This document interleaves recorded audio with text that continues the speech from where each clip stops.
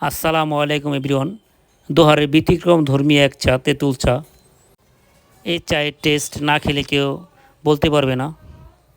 তেঁতুল, কাঁচামরিচ এবং অন্যান্য মশলা দিয়ে তৈরি হয় তেঁতুল চা।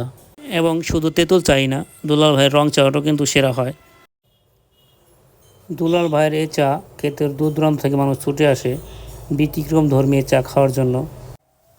দুলাল ভাইয়ের তেঁতুল চায়ের লোকেশনটি হচ্ছে তেঁতুল চায়ের লোকেশন হকার্স মার্কেট, ছাত্রাবাসের বিপরীতে জয়পাড়া, দোহার, ঢাকা।